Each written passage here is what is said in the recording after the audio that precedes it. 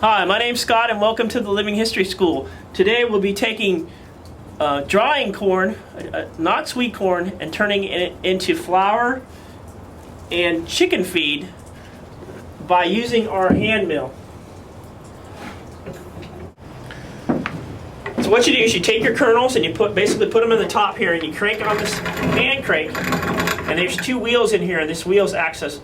This is basically the grinder. There's little teeth on the inside of here, and that grinds the corn up. And so you could set this. There's a little set screw here, and tighten this up, and you can adjust to how fine you want your flour or your chicken feed ground up. So basically, at this point, this would be pretty good for using for chickens. There's lots of big pieces in there. And what you do is you just basically put this back in here, and then you adjust that a little tighter, and then that's going to turn this into flour. So the more times you keep running it through, the finer the flour. So this is the type of corn we grew out here last year at the Living History School. We had an heirloom pioneer garden, and we grew everything from basically the 1850s. And this type of corn here is Hidatsa Mandan corn.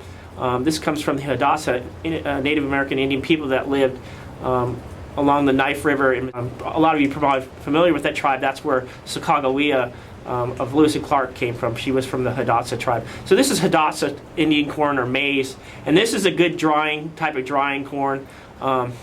Unlike sweet corn that you grow, is a different species type of corn, and that's mainly just for eating fresh, and it's not for drying. So there's a whole other variety of drying corn. And in our pioneer garden, we had grown not just Hidatsa's corn, but we also grew what's called Bloody Butcher or red corn. It's a bright red type of corn, and I don't have any with me today in the sack here, but what happens is, here's a little piece that actually kind of got mixed in. What happens, you'll get crossbreedings between the two types of drying corn. You'll even get into your sweet corn. The sweet corn will sometimes get cross-pollinated, and some of that will get in the dent corn. The drying corn will get into your sweet corn. So you got to keep them separated out in the field. So this is the best type of corn that you would use for drying, and then when it's all pretty much dry, you take these, or you chuck it, and you would stick it in what's called the corn crib, and you could build these little cabins or little containers. They're basically, in pioneer days, there were small little log cabins with usually built up on stilts or up on poles to keep rodents from actually crawling up into and getting into the corn crib. It's easy to control that way, and so that's where you store your corn over the winter. And then during the winter time, your children in the cabin or back in pioneer days would be spending their time basically breaking off the kernels off of the corn cobs and putting them in a little bowl like this.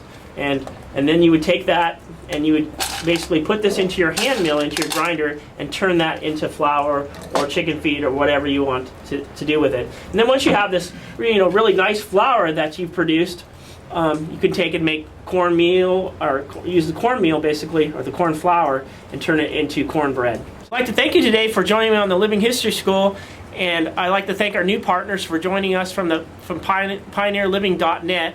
To learn more about Pioneer Living skills, visit pioneerliving.net.